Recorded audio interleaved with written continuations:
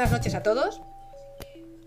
Es un placer teneros, son las 10:30, 32, nos hemos retrasado 2 minutitos, estábamos probando el sonido, por fin empieza la parada. Ya estáis viendo aquí a nuestro invitado, el señor Carlos Jiménez Villarejo. Buenas noches, es un placer. Buenas noches. Que sepa usted que es el primer invitado que nos acompaña en el estreno de la parada y que le vamos a recordar con especial cariño.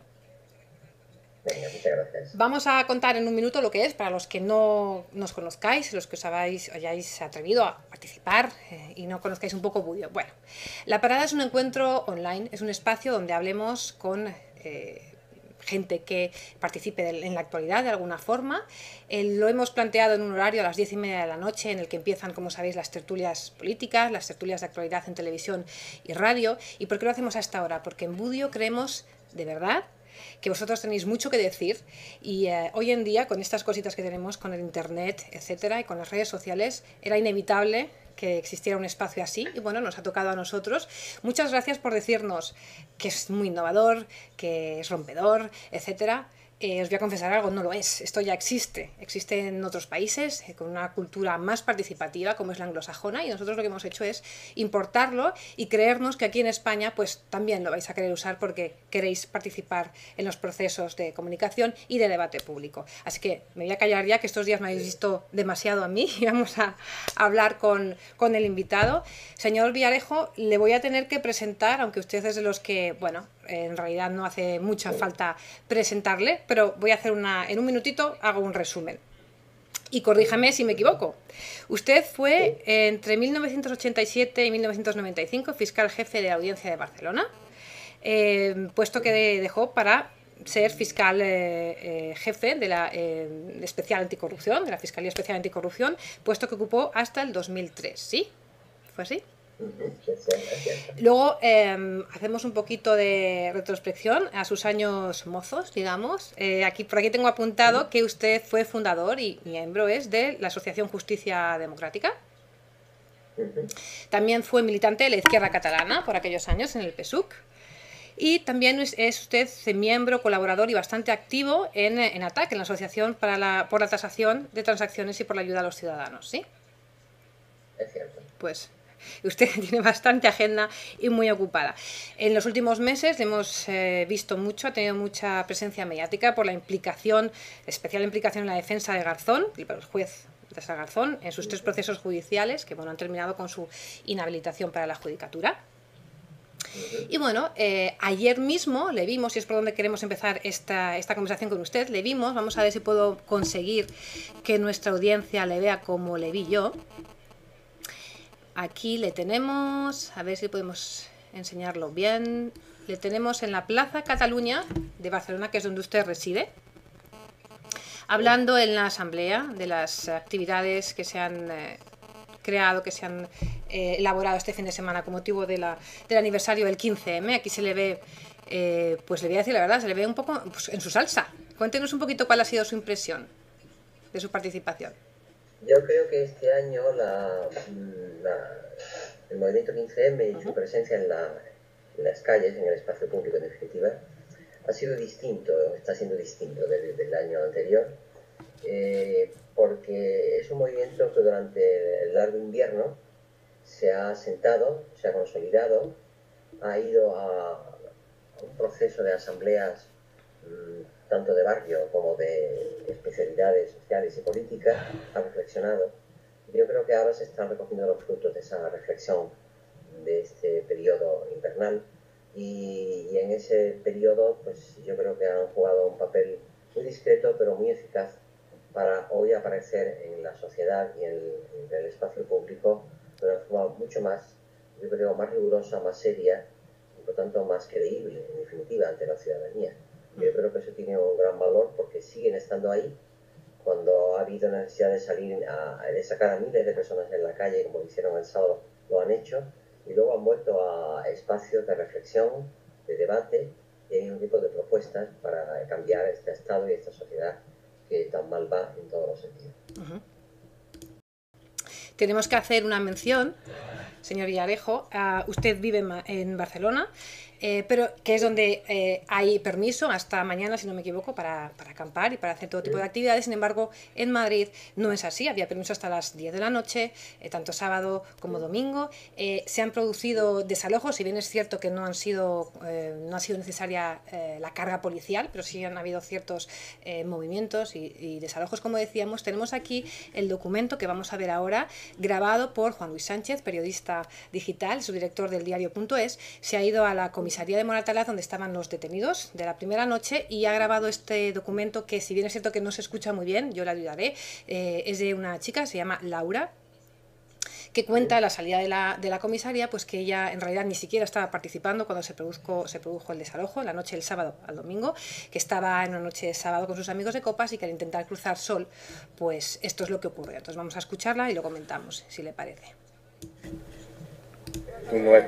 Tú no estabas en Sol, tú ibas de camino a casa, ¿no? Yo iba de camino a casa, había salido de fiesta por el 8:30 y volví a casa. O sea, que vamos, que no hay... Me han hecho 2 veces cambiar de recorrido y a la segunda vez que nada, le he dicho, oye, pero ¿por dónde pretendes que pase?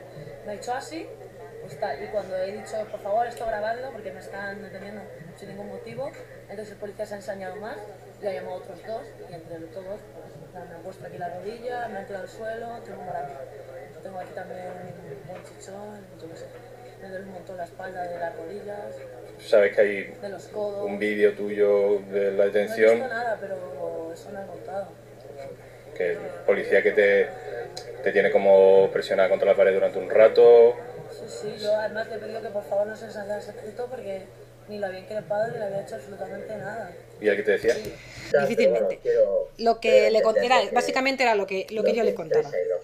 Entonces, mi pregunta con respecto a este vídeo y en general es, ¿detecta usted algún tipo de recrudecimiento en cuanto a la actuación policial debido a este último año a las movilizaciones del 15M? En realidad estamos asistiendo en el caso de Laura pues que estaba en el lugar equivocado en el momento equivocado, o realmente está viendo usted algún tipo de actuaciones diferentes. Como nos decía un tuitero, a sueldo de Moscú, nos escribía, ¿cuáles deberían ser los límites cuando se traspasan por parte de las autoridades? ¿Hay alguna línea roja que no deberíamos respetar o acatar, señor Villarejo? Vamos a ver, yo creo que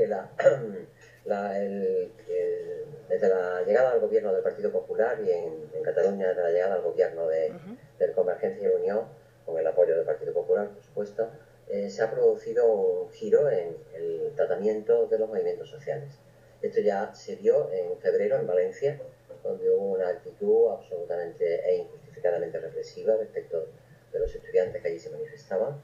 Y luego se ha visto en Barcelona de una forma muy patente el día 29 de marzo con motivo de la grandiosa manifestación pacífica que celebraba la huelga general de esa fecha. Y se ha vuelto a ver en Madrid en estos días por las noticias que uno tiene y las imágenes que ha visto. Yo pienso que la movilización social forma parte del derecho de los ciudadanos a expresarse públicamente, en la calle, en el espacio público, y que tiene un fundamento constitucional, que es el derecho de reunión y de manifestación. Y por tanto, todo lo que sea restringir esos derechos es volver atrás. Disculpe que le interrumpa, señor Villarejo, pero me ha hecho recordar las declaraciones de la presidenta de la Comunidad de Madrid, Esperanza Aguirre, que antes del aniversario del 15M decía que no deberían permitirse estas concentraciones, estas manifestaciones, porque se estaba privatizando el espacio público. Una manifestación, los manifestantes en realidad privatizaban el espacio público, lo cual choca directamente con el derecho constitucional al que usted está haciendo ahora mismo cita. Claro, porque yo creo que me parece que se ha referido usted a la presidenta de la Comunidad de Madrid. Sí, Esperanza Aguirre, lo dijo. Ya. Bueno, Esperanza, la señora esta que preside la Comunidad de Madrid, pues ha hecho en definitiva suyas las palabras del ministro franquista Fraga Iribarne cuando pronunció aquella famosa frase de la calle es mía. Naturalmente no estamos en los tiempos del fascismo y por tanto, diga lo que diga la presidenta de la Comunidad de Madrid, el conseller Puig aquí en Cataluña y cualquier autoridad política relacionada con el control del espacio público, el espacio público tiene una prioridad para el ejercicio del derecho de manifestación que no vamos a tolerar que se restrinja bajo ningún concepto, porque es uno de los derechos que definen la condición de ciudadanos en un Estado democrático.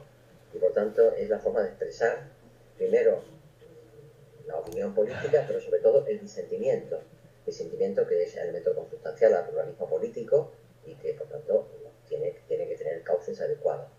Y en ocasiones realmente hay provocaciones de grupos violentos y los hay, no lo niego, pero estas provocaciones de grupos violentos lo que no pueden es convertirse en el pretexto, la coartada bastante cínica por otra parte para restringir o reprimir el derecho a manifestarse de las grandes masas que por lo general son pacíficas y absolutamente admisibles en un Estado de Derecho. Uh-huh. Vamos ahora, señor Villarejo, a hablar de lo que es una de las reivindicaciones, o mejor dicho, una de las protestas del 15M. Vamos un poco a atacar el ADN.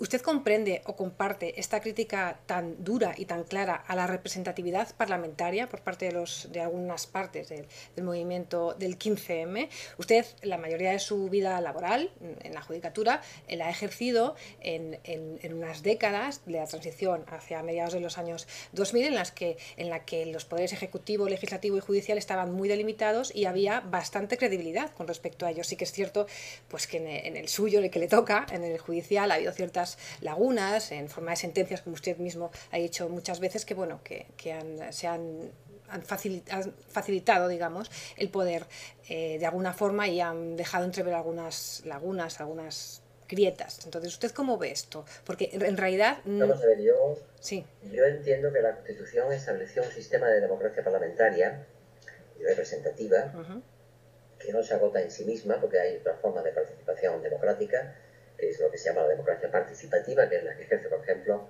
el movimiento 15M y otros colectivos ciudadanos y sociales, pero realmente yo creo que uno de los componentes esenciales de un sistema democrático es la representatividad parlamentaria a través de los partidos políticos, que son el instrumento de participación política de los ciudadanos y que yo creo que es el mejor de los posibles y por tanto lo defenderé siempre. Otra cosa es que los mecanismos de participación se puedan falsear a través de leyes electorales que no garantizan una auténtica representatividad entre una persona, un voto, porque en ocasiones más que una persona, un voto, resulta que en un lugar una persona es un voto, pero en otras ocasiones para conseguir una representación parlamentaria de un diputado hace falta 5 personas votando, lo cual es injusto. Entonces yo pienso que estamos en una excepción de esta naturaleza. Yo defiendo y defenderé siempre la democracia parlamentaria que tenemos establecida en nuestro sistema constitucional, pero creo que es una forma que garantiza la participación democrática, pero yo pienso que también es cierto que tiene defectos graves, sobre todo en las leyes electorales, en la ley electoral general, y hace que se deforme en el Parlamento la verdadera representatividad de los votos que se emiten por los ciudadanos. Con lo cual es lógico que haya sectores de ciudadanos que se sientan defraudados, se sientan engañados por el sistema de democracia parlamentaria, puesto que en proporción al número de votos que obtienen su formación política, la PT obtiene muchos menos que otros que han obtenido votos de mucha inferior, mucha menor cuantía. Usted está hablando... Ahí hay un problema que habrá que resolver en su día, pero ya veremos. Usted está hablando únicamente de la ley electoral y de las proporciones del voto, pero yo le pido que vayamos un poquito más a lo concreto y vayamos a los partidos. ¿Usted cree que la figura del político, tal como lo entendemos, y no solo en España, sino en Europa y en el mundo, realmente cumple su función pública? ¿Hay hueco para la autocrítica? Y ya le decía antes, estas reivindicaciones no tienen una ideología concreta de derechas o de izquierdas. Este sentimiento de no representatividad va hacia todos.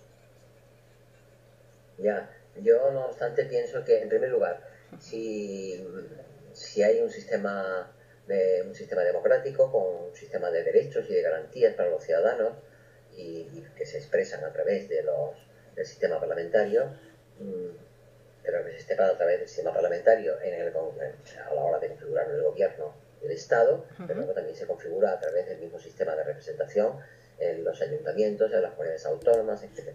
Por tanto, el sistema es común a todos los centros de poder, para entenderlo, del poder local hasta el poder estatal.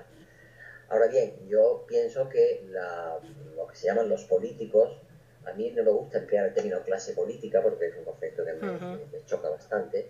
Los políticos que optan por dedicarse al servicio de la comunidad a través de la actividad política, yo creo que cumplen una función esencial en un Estado democrático. Yo creo que necesitamos políticos rigurosos, solventes, honrados.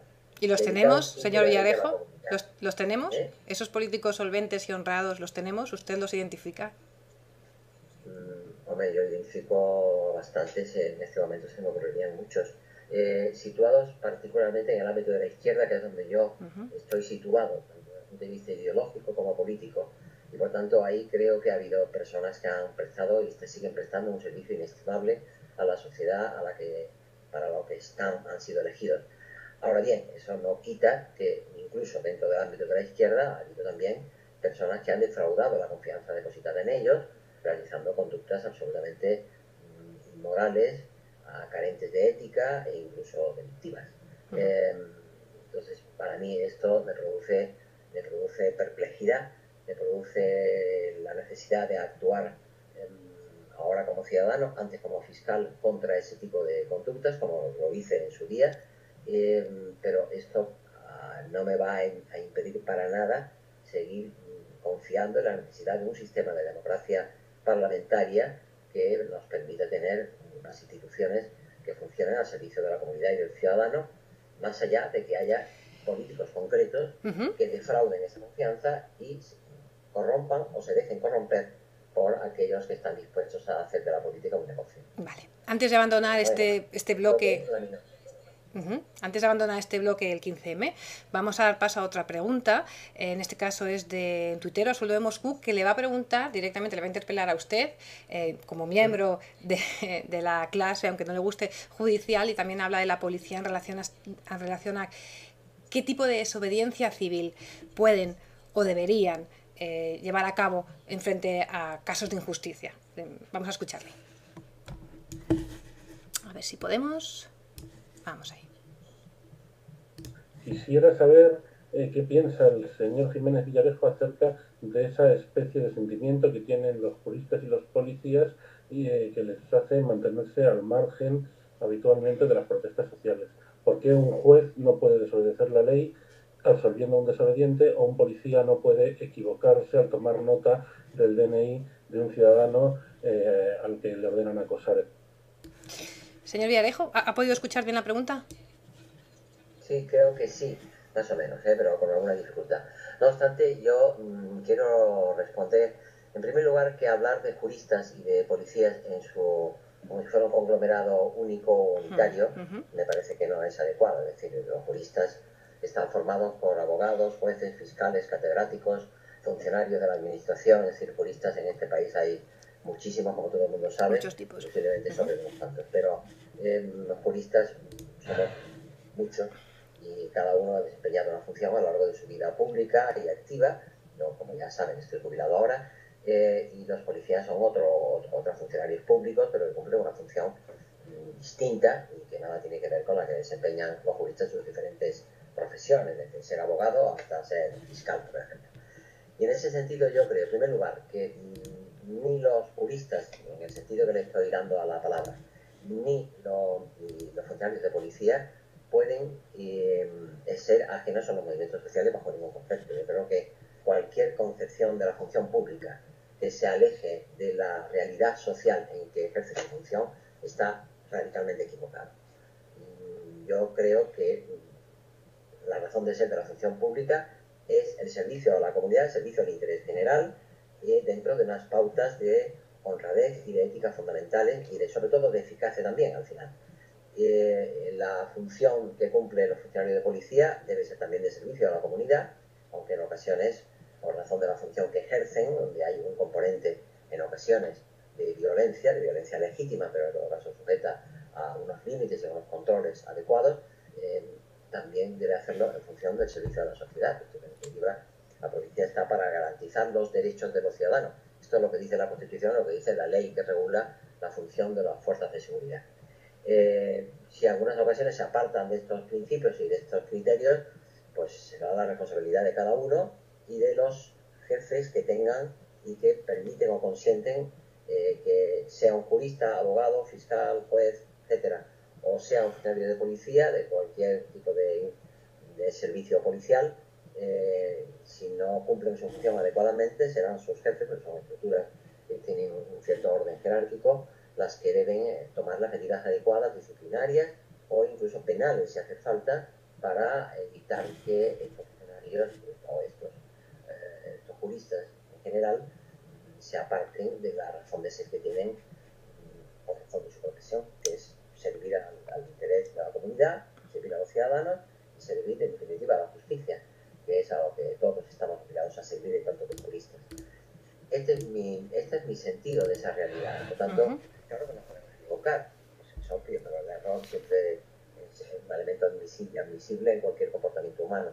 Siempre es posible el error. Pero una cosa es el error y otra cosa es, diría yo, a decirlo en términos más claros, sobre todo de los acontecimientos que hemos vivido con los procesos en Cotarzón, otra cosa es la conducta directamente injusta o prevaricadora, que es posible que se produzca en cualquier ámbito de la función pública, pero son dos cosas distintas. El error es admisible dentro de ciertos límites y procurando evitarlo en la medida de lo posible, pero lo que no es admisible bajo un concepto es que las conductas sean injustas, sean prevaricadoras, sean...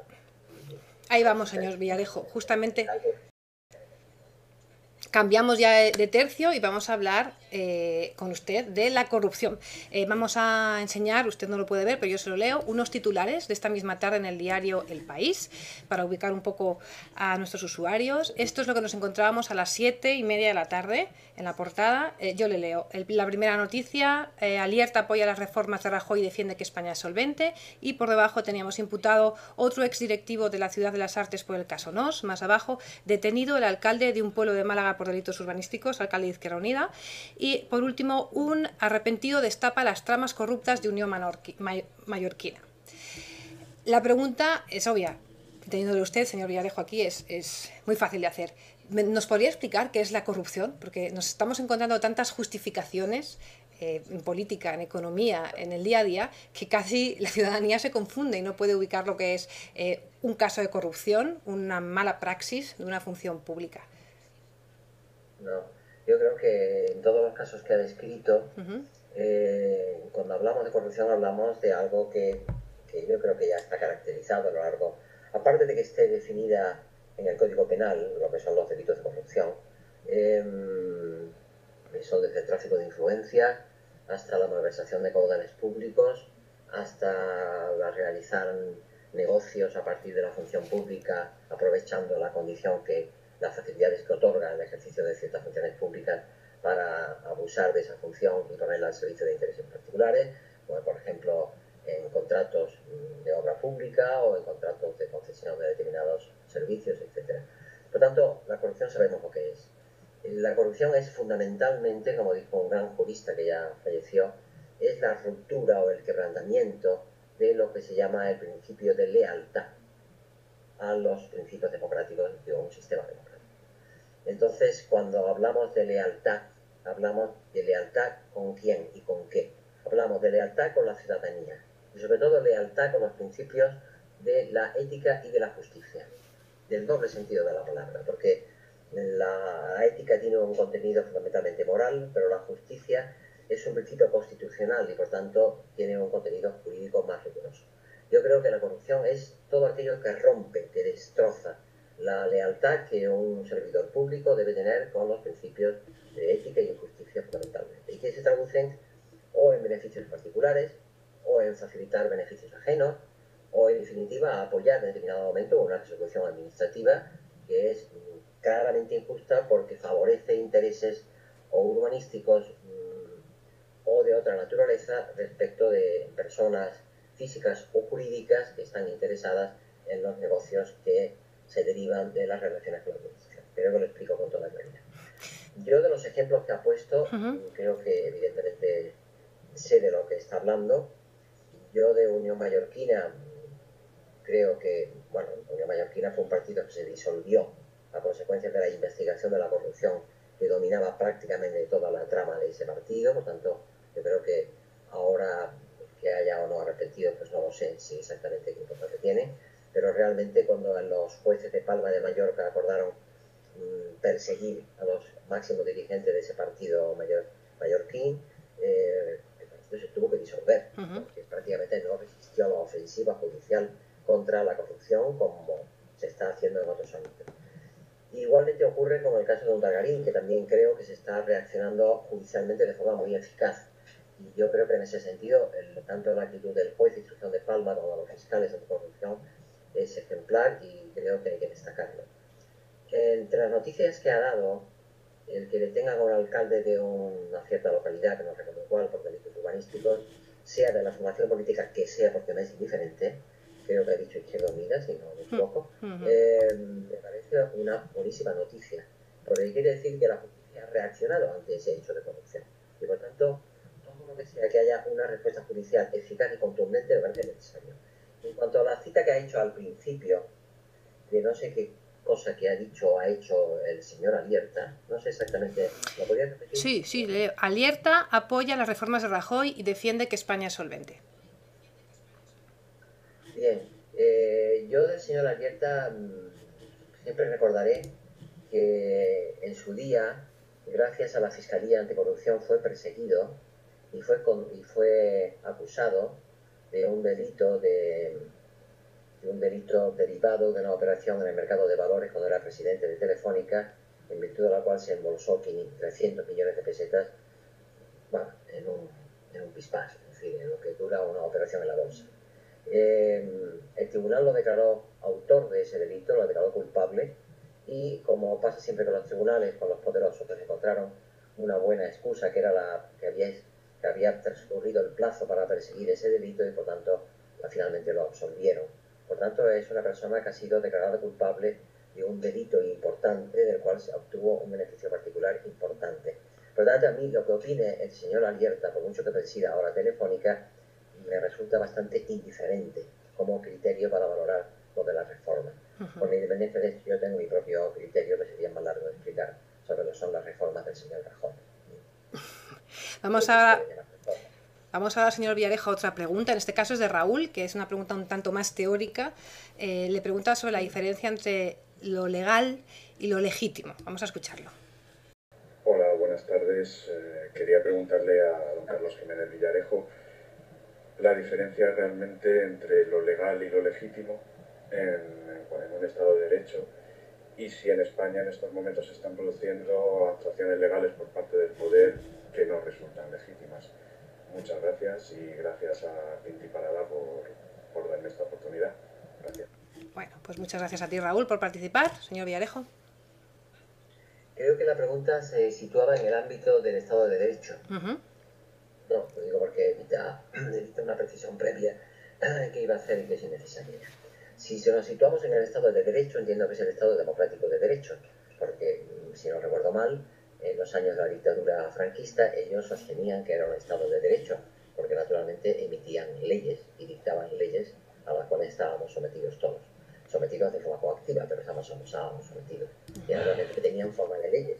Es decir, según eso eran leyes. Por tanto, se podía decir que había un principio de legalidad. Ahora, naturalmente, en el Estado democrático de derecho, naturalmente que hay una legalidad, que es la que nace de las instituciones que tienen capacidad para crear leyes, tanto las comunidades autónomas como particularmente el Parlamento español, pero la creación de leyes y por tanto la creación de una trama de legalidad en el conjunto del Estado que regula el funcionamiento de las personas, de las sociedades, en definitiva del conjunto del país, yo creo que la legalidad, con ser importante en su letra, no está suficientemente, o no se puede considerar suficientemente garantizada su fidelidad a los principios democráticos si además no está dotada de esto que se ha llamado con mucho acierto la legitimidad. La legitimidad es algo más que la mera creación de una ley aprobada por mayoría en el Congreso de Diputados o en el Senado o en cualquier parlamento autónomo. Yo creo que es algo más. La legitimidad es aquella que conecta directamente esas leyes con los principios democráticos. Y los principios democráticos son los principios de solidaridad, de justicia, de igualdad, Y yo me pregunto si muchas de las leyes que se están aprobando en este momento, en el ámbito de la política económica, por ejemplo, están dotadas o están conectadas con esos principios democráticos o constitucionales que yo necesito. Yo honradamente creo que no. Son unas leyes que están consagrando un sistema legal antidemocrático, por mucho que esté creado por un Congreso elegido, compuesto por diputados y por senadores elegidos por las urnas, que es cierto. Pero yo creo que la democracia parlamentaria no se agota en la elección periódica en las urnas de sus representantes, sino que además tiene que estar dotada de leyes que sean, como usted decía, legítimas. Y yo creo que no son leyes legítimas aquellas que se están aprobando de forma generalizada y sistemática en el gobierno de España, desde luego, en el Congreso de Diputados, en el Parlamento Español y en muchos parlamentos autonómicos gobernados por la derecha, en la medida que están destrozando los derechos de la ciudadanía, sobre todo los derechos más fundamentales para hacer posible una vida digna. En ese sentido, yo creo que son leyes que se ajustan a la legalidad, pero no se ajustan a los principios democráticos, por tanto, no son legítimas. Estupendo. Le voy a pedir, señor Villarejo, si puede, si tiene usted el móvil cerca del ordenador, el teléfono móvil, si lo puede alejar un poquito, porque se está colando y estropea de vez en cuando la imagen, es una pena. Si lo tiene cerca, ¿eh? Si no... No tengo ningún teléfono. Pues continuamos entonces. Teóricamente teníamos que estar ya acabando, pero queda un par de temas que hablar con usted. Si a usted le apetece continuar, yo tengo aquí un par de preguntas. Pues vamos a por una que a mí particularmente me apetece muchísimo preguntarle, y es, entrando en temas, continuando con el tema corrupción, con el Estado de Derecho, con lo que está ocurriendo, hablemos de Bankia. Al leerle un poquito y estudiar un poco su biografía, hemos tenido que pararnos necesariamente en el caso Banca Catalana. Usted, junto con el fiscal Mena, presentó una querella por llevar a cabo operaciones que tenían como objetivo ocultar a la Junta de Accionistas y a las autoridades monetarias la situación real de la entidad. Esto lo hemos sacado de un artículo de hace unos años, si cometo algún error me lo dice. Por malversar y por repartir dividendos entre los accionistas de Banca Catalana entre 1974-76, previo a una crisis que terminó haciendo que el banco fuera intervenido y posteriormente vendido. Entre esos 25 exactos cargos estaba el que entonces era, cuando ustedes presentaron la querella, el presidente de la Generalitat, Jordi Pujol. Por lo tanto, fue un terremoto político en Cataluña de dimensiones considerables. ¿Usted encuentra algún tipo de similitud entre lo que está pasando en los últimos movimientos financieros con Bankia, por ejemplo? ¿Encuentra algún tipo de similitud entre esos ocultamientos o estos cambios de bolsa a la hora de calificar o de colocar los activos tóxicos, etcétera, etcétera? Vamos a ver, yo encuentro bastantes similitudes y me sorprende la pasividad de los organismos oficiales respecto del caso de Bankia. Para refrescar la memoria, porque estamos hablando, es usted la que lo ha planteado, no yo. Yo no lo hubiera planteado, quizás, pero sí, como usted lo plantea, yo lo respondo. La crisis de Banca Catalana se produce a principios de los 80, la crisis definitiva, con unas pérdidas en aquella época, estamos hablando del principio de los 80 años, 81, 82, 83, con unas pérdidas de más de 19.000 millones de pesetas en aquellas fechas. Estamos hablando de hace 30 años. 19.000 millones de pesetas significó que los accionistas perdieran absolutamente el valor de sus acciones y unas pérdidas y una situación de quiebra económica grave en la entidad. Tuvo que ser intervenida por el Fondo de Garantía de Depósitos y con unas inyecciones de dinero público, una vez más, que permitieron salvar esa entidad, que luego finalmente quedó absorbida al cabo de pocos años por otra entidad bancaria que no recuerdo, creo que era el BBV. Lo que yo planteo es que en el caso de Bankia la situación es infinitamente más grave y a mí me sorprende que a estas alturas, cuando se están hablando de grandes reformas financieras y cuando tenemos sin embargo un marco penal más explícito que entonces para perseguir los delitos que se puedan cometer desde las entidades financieras, tenemos los delitos de maquinaciones para alterar el precio de las cosas. Tenemos los delitos consistentes en colocar en el mercado productos financieros que puedan resultar fraudulentos y causen un grave perjuicio a los titulares de estos valores. En definitiva, un conjunto de delitos que no estaban en vigor en aquella fecha, a principios de los 80, que son los llamados delitos contra el mercado, y que, así como en banca hubo una reacción inmediata del Banco de España, se hizo un informe inmediato, se puso en marcha la Fiscalía inmediatamente, se abrió una causa penal, se tomó declaración como imputados a todo el Consejo de Administración, y luego el Poder Judicial, con su habitual benevolencia con los poderosos, y por mayoría, por cierto, porque hubo una minoría que estaba de acuerdo con haber procesado a todo el Consejo de Administración de Banca Catalana, pero la mayoría resolvió con habitual benevolencia del Poder Judicial que no, y por tanto de ahí no pasaron las cosas. Pero que en el caso de Bankia haya este silencio, esta pasividad de la Fiscalía Anticorrupción y del Fiscal General del Estado, me resulta verdaderamente sorprendente, cuando realmente, en lugar de actuar rápidamente para conseguir saber exactamente cuáles son las raíces de la situación económica de Bankia, se esté aprestando el gobierno, más que a sugerir que se abra una investigación penal, a inyectarles dinero público, es decir, dinero de todos los ciudadanos, me parece sorprendente, preocupante, y al mismo tiempo me parece una ofensa más al conjunto de la ciudadanía. Usted hablaba de la actuación... Una responsabilidad en la crisis bancaria. Usted hablaba de la actuación de los poderes judiciales en el caso Bankia. Le voy a hacer una pregunta didáctica.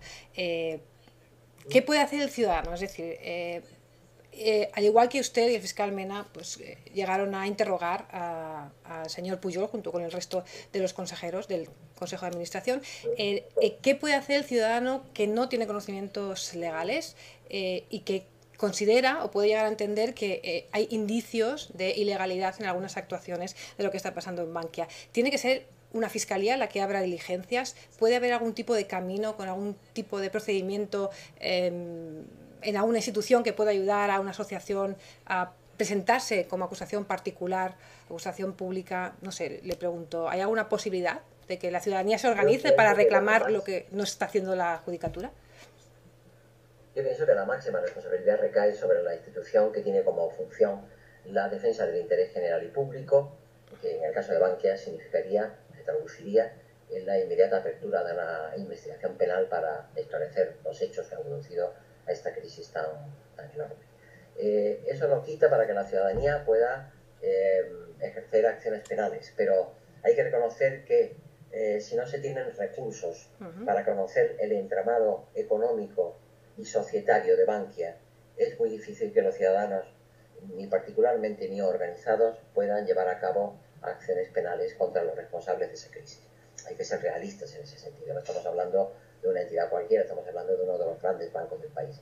Por tanto, pienso que en quien recae esa responsabilidad es en las instituciones que tienen como función la persecución del delito, en este caso de los delitos cometidos en el seno de Bankia, y sin perjuicio de esto, los ciudadanos que denuncien allí donde tengan que denunciar, en fiscalías, etcétera, los datos de que dispongan para generar una investigación, una persecución que luego llegue finalmente a una entidad de ámbito tan importante como es la Fiscalía Anticorrupción, que por tener jurisdicción estatal es la única que puede realmente asumir una investigación de esa envergadura. Pero yo creo que los ciudadanos lo que tienen que hacer es denunciar allí donde puedan estar, en la fiscalía que tengan más próxima, en cualquier juzgado de guardia que tengan más próximo, aquellos datos de que conozcan, de que estén reflejados en los medios de comunicación, en los diarios, en las páginas web, etcétera, para que esto realmente haya una ola de indignación ciudadana ante una crisis como la de Bankia, que finalmente la vamos a pagar, la van a pagar todos, la vamos a pagar entre todos, con una especie de cinismo gubernamental al que ya estamos acostumbrados, como si al final fuera un problema que tuviera que la ciudadanía sufrir, cuando realmente es absolutamente ajena a todos los problemas que ha generado Bankia con su comportamiento fraudulento. Pues como nos dice en la red social Twitter Verginus, el usuario Verginus, que es una pregunta casi retórica: ¿por qué la ley no se aplica en igualdad para todos los ciudadanos? Pues con su última respuesta casi nos está diciendo. Sí, creo que está bastante claro. Sí, voy a lanzarle otra pregunta que nos ha llegado hace muy poquito, hace 10 minutos, ya había empezado el programa. Hola, buenas noches. Estamos a pocos minutos del inicio de esta primera emisión de La Parada, por la cual os quiero felicitar y desearos que sea un éxito, del cual estoy convencido. Y bien, yo quería preguntarle a don Carlos Jiménez Villarejo, cuya opinión me parece sumamente relevante en los tiempos que corren, ¿cuál es su opinión acerca de la constitucionalidad de la reforma del Código Penal del PP? Muchas gracias. Pues el Código Penal era la pregunta. ¿La ha podido escuchar bien? Ya, bueno, es que la reforma del Código Penal abarca tanto, ¿verdad? muchos aspectos. Y es muy tarde para hablarlo ahora. Abarca desde los problemas que afectan a los delitos fiscales hasta los que afectan a los desórdenes públicos. Es decir, que la reforma del Código Penal, por lo visto, tiene hoy muchas caras. Por tanto, no sé exactamente a qué se refiere el ciudadano que me plantea la pregunta. Yo pienso que en el ámbito del delito fiscal parece que proponen la ampliación del plazo de prescripción, lo cual venimos planteando desde hace muchos años quienes estábamos en esa función. Bueno, si finalmente se recoge sería un avance. Sigue sin plantearse que el delito fiscal, cuando se comete a través de los paraísos fiscales, sea castigado con una pena más grave, porque los paraísos fiscales son una zona de refugio de dinero ilícito procedente de toda clase de tráficos y de fraudes fiscales. Eso sigue sin tocarse porque sencillamente el gobierno del Partido Popular, cuando ha tenido ocasión de hacerlo en el Parlamento Europeo, votó en contra masivamente frente a todo el Parlamento Europeo, que pese a lo cual aprobó una resolución para iniciar una respuesta desde la Unión Europea contra los paraísos fiscales como territorios opacos y de refugio del dinero procedente del delito globalmente. Por cierto, en aquel momento el Parlamento Europeo, estábamos hablando de abril del año 2010, por tanto hace 2 años justos, reconoció en una resolución que el dinero que está depositado en los paraísos fiscales rondaba los 10 billones con B de Barcelona de euros. Con ese dinero hay que resolver no la crisis que tenemos en España, sino la crisis que tenemos en Europa. Pero nadie quiere tocar, empezando por el gobierno del Partido Popular, los paraísos fiscales. Por eso, cuando acordó el otro día la amnistía fiscal, también incluyó a los capitales depositados por fraude fiscal en los paraísos fiscales, lo cual era una auténtica indignidad. Si hablamos de esto, pues hablamos de todo esto que hay que hablar. Yo creo que es lo que más me preocupa. Si hablamos de la reforma del Código Penal en materia de desórdenes públicos, me parece absolutamente inconstitucional y absolutamente innecesaria e improcedente, porque con la configuración penal de la persecución de las conductas que se pueden producir en el ámbito del desorden público es más que suficiente, es una respuesta proporcionada, equitativa, justa, y por tanto no hace falta reformar para nada el Código Penal en ese sentido. Sí que sería inconstitucional, pero como estamos en esa deriva autoritaria que está imponiendo el Partido Popular en tantos ámbitos, pues una de estas derivas sería la reforma del delito de desórdenes públicos para perseguir nada menos, creo que como organización criminal, los que se manifiestan públicamente de determinadas maneras, lo cual me parece un auténtico despropósito desde el punto de vista de la doctrina y de la teoría penal, y al mismo tiempo una injusticia profunda, porque los delitos de organización criminal están previstos en las leyes de una manera radicalmente distinta. Desde luego nunca contemplan dentro del ámbito de la organización criminal los delitos de desórdenes públicos. Lo más natural por otra parte, estos son ciudadanos que más o menos exaltados, insisto, no comparto para nada la actitud violenta y provocadora de estos ciudadanos, pero más o menos exaltados generan algunos trastornos en las vías públicas o en el mobiliario urbano, que insisto, no lo comparto y creo que se debe perseguir, pero dentro del marco legal vigente, que es más que suficiente. En las últimas semanas también usted se ha identificado y se ha mostrado muchos actos en contra de los recortes de la sanidad y la educación que se están llevando pues, en su comunidad, en Cataluña y en el Estado español. Tenemos aquí un vídeo preparado, si me permite un minutito, de usted mismo hablando sobre el origen del derecho a una sanidad pública. A ver si lo podemos oír juntos. Porque son derechos universales y absolutamente indescifrables, es decir, que son inseparables entre ellos.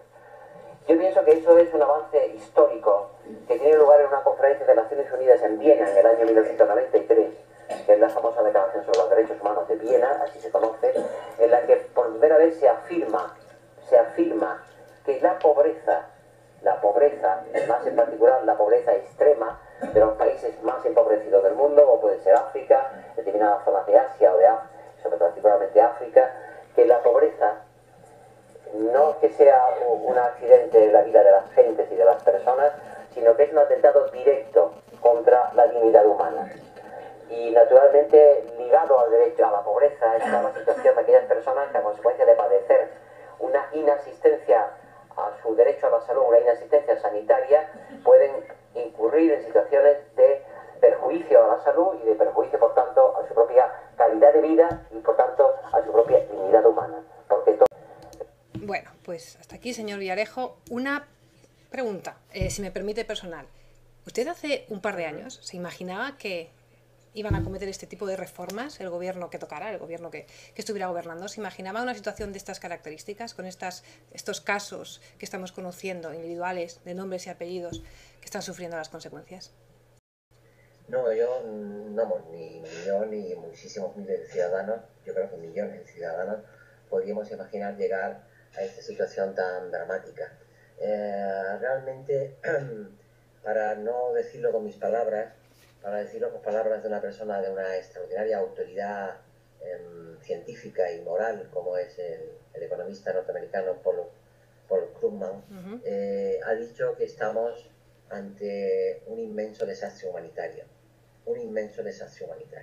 por todo lo que está ocurriendo, no solo en el marco de Estados Unidos, sino particularmente también en la Unión Europea, y concreta 4 estados: Irlanda, Portugal, España y Grecia. No es casual que en España, aparte de que sea el país que junto con Lituania, Letonia y Rumanía, la desigualdad entre ricos y pobres sea las mayores de Europa, lo cual ya es un dato escalofriante, sino que además de todo ello, se estén privando a los ciudadanos de derechos básicos como la asistencia sanitaria y un servicio de educación y de cultura que garantice realmente que se mantengan los ritmos y los niveles actuales de escolarización y de aprendizaje en todos los alumnos y los futuros ciudadanos. Esto realmente es muy grave y por esto tenemos que tener todas las alertas encendidas, porque realmente, como decía Krugman en su último libro, y lo ha dicho hoy en la página, en el blog del New York Times, realmente vamos camino de una situación crítica. Espero que no lleguemos a ella y que realmente se impere la mesura, la proporcionalidad y el sentido común en los gobernantes de toda Europa, pero concretamente en el caso nuestro, en el caso de España, en el caso de Cataluña, en el caso de otras comunidades autónomas, etc. Porque lo contrario es convertir a España en una especie de país tercermundista, en el que al final los bancos sean los que manden y los políticos sean unos empleados de los bancos, que ya lo eran bastante, porque no hay más que ver, y le doy un dato, Merche, muy significativo. ¿Quiénes son los donantes principales de los partidos políticos gobernantes, particularmente PP, Partido Popular y Partido Socialista Español? Los bancos. ¿Y de dónde y cómo están endeudados los partidos políticos? ¿Con quién? Con los bancos. ¿Y qué bancos han hecho algo que no harían nunca con un particular? Como es condonarle o perdonarle la deuda del préstamo otorgado e incluso los intereses, la banca, respecto de determinados partidos. Es decir, que es una situación muy preocupante y muy grave, y espero que la ciudadanía en su conjunto, el 15M ahora, y los partidos políticos del centro izquierda, llamaría yo, responsables y lejos de cualquier tentación de populismo y de corrupción, puedan un día hacer frente a esta situación que cada día parece más injusta y más imparable. Pues hablando de recortes, ya le voy a hacer la última pregunta, que nos hemos pasado bastante, estamos abusando de su tiempo, porque Alejandro nos hace una pregunta muy concreta, que es respecto a la educación, y si usted está al tanto del recurso del Tribunal Constitucional que ha interpuesto el Gobierno por las oposiciones de secundaria ofertadas por la Junta de Andalucía. ¿Sería esta una forma de injerencia del Estado en las comunidades autónomas, en las comunidades que más se están intentando rebelar contra estos recortes? ¿Está usted al tanto de este recurso? Vamos a ver, yo no conozco con detalle ese recurso ni la causa que motiva el recurso. Lo que yo sí sé es que en materia de educación, como en materia de sanidad, las competencias fueron transferidas hace mucho tiempo a las comunidades autónomas, que son por tanto plenamente competentes para regular lo que tienen que regular. Que el Estado esté planteando recursos de inconstitucionalidad por estos motivos, pues realmente asombra bastante, porque yo creo que lo que habría que hacer es estar planteando sistemáticamente recursos de inconstitucionalidad por todas las leyes que está aprobando el Estado una detrás de otra. Bueno, decretos, leyes que luego convierten en ley de forma automática en virtud de su mayoría absoluta. Con lo cual se está convirtiendo en un poder ejecutivo que prácticamente tiene ya el legislativo garantizado en virtud de la mayoría absoluta tenida. Pero yo creo que si hay motivo para una inconstitucionalidad en una medida adoptada por la Junta de Andalucía, que puede ser que la hubiera, no lo sé, yo me pregunto cuántos motivos de inconstitucionalidad hay en todas las reformas que se están haciendo del sistema financiero en España y mediante prácticamente la reconversión de la banca y la salvación de la banca a partir de la riqueza de los ciudadanos, que son fundamentalmente a partir de sus ingresos en concepto de pensiones o de sueldos o de salarios, etcétera, son fundamentalmente sus servicios. Esta es la principal riqueza de los ciudadanos, los servicios terciarios, servicios públicos. Si esto se sacrifica, si esto se hunde, el ciudadano queda prácticamente en una situación de total y absoluto abandono y subordinación a los intereses particulares, ya sea de la sanidad, ya sea de la educación, etcétera, que es lo contrario del modelo del Estado social de derecho y del Estado del bienestar por el cual hemos luchado siempre, que se instaura en Europa y en Occidente después de la Segunda Guerra Mundial, gracias a muchos históricos luchadores. Y yo, ya que hablamos de servicios esenciales, quiero decir que si hoy tenemos una sanidad pública fundamental en España, que es un modelo de referencia en toda Europa, es porque la puso en marcha un señor que se llamaba Ernest Lluch, ministro de Sanidad con el gobierno de Felipe González, y asesinado brutalmente por ella, la banda terrorista. Traicionar la memoria de Ernest Lluch y de su ley de sanidad me parece un insulto a nuestras instituciones democráticas y un insulto a la inteligencia de lo que debe entenderse la sanidad como servicio público. Por lo tanto, quiero dejar eso constante, lo que me parece. Pues que consigamos mantenerlas. Señor Villarejo, no le voy a quitar más tiempo, aunque, bueno, esto que es una obviedad y algo muy típico que se dice, pero estaríamos bastante más tiempo con usted, pero son las 11:30 casi de la noche y yo le prometí que sería una media horita. Antes de dejarle, usted y yo tenemos una cosa pendiente, no sé si recuerda, y es, yo le invité a hacerse una cuenta de Twitter y usted se me escapó. Aquí en directo no soy un experto en ese tipo de... Nadie es experto hasta que empieza y es mucho más sencillo de lo que parece. Yo creo que los que nos estén viendo, la comunidad, los espectadores, estarán conmigo en que este señor debería manejar una red social y contarnos un poco más de sus pensamientos. Así que Villarejo, Twitter ya podéis empezar. Y yo, que soy muy pesada, no se olvide porque volveremos a hablar de esto, señor Villarejo. Un placer tenerle aquí. Como ciudadanos y ciudadanas que han participado en el programa. Bueno, pues gracias a usted. Yo les voy a recordar un poco a quién tenemos la semana que viene. La semana que viene no, mañana, perdóname, estoy yo pensando en cosas semanales. Esto ha empezado hoy. Mañana tenemos en Twitter, los que manejáis Twitter, a Guerra Eterna, que es Íñigo Sáenz Duarte, que es periodista, es uno de los que están montando el nuevo diario online, eldiario.es, encabezado por Nacho Escolar. Es un periodista que es experto en política internacional en Oriente Medio. Y es uno de los trabajadores de esto de las teclas con más humor negro. En su Twitter se define como periodista y su pistola, con con 140 balas en el cargador, con lo cual, bueno, podemos hablar de muchas cosas mañana a las 10:30. El miércoles, y esto no lo sabíais, ahora os lo cuento, el PSOE va a estar en la parada, lo hemos conseguido, y vamos a estar con Hugo Alfonso Morán. Quizás no le conocéis mucho, él ha sido diputado por Asturias, nos hemos querido ir a Asturias precisamente por todo lo que está pasando esta semana. Parece ser que tiene la llave ahora Asturias de todo lo que está pasando, incluso de la deuda y de la crisis en Europa, y hay amenazas de intervención, Cascos se queja. Bueno, pues vamos a hablar con este señor Hugo Alfonso Morán, ahora mismo es secretario de Medio Ambiente de la Ejecutiva Federal del PSOE, con lo cual, bueno, pues también podemos hablar de otros temas y nos contará un poco los entresijos de lo que está pasando en esas negociaciones en Asturias. Y el jueves 17 cerramos esta semana con Joan Subirats, que es doctor en Ciencias Económicas, catedrático de Ciencia Política de la Universidad Autónoma de Barcelona, especialista en políticas públicas y gobernabilidad, y es un teórico y practicante de estos nuevos conceptos que son no nuevos, sino que ahora estamos conociendo, que son el procomún y la creación del conocimiento colectivo. Es comentarista en varios medios y bueno, pues podemos hablar de un montón de cosas con él. Si queréis, le invitamos a usted también a participar y nos vemos mañana a las 10:30. Gracias a todos por estar ahí y mañana más. Chao. Muchas gracias. Adiós, buenas noches. Chao. Adiós.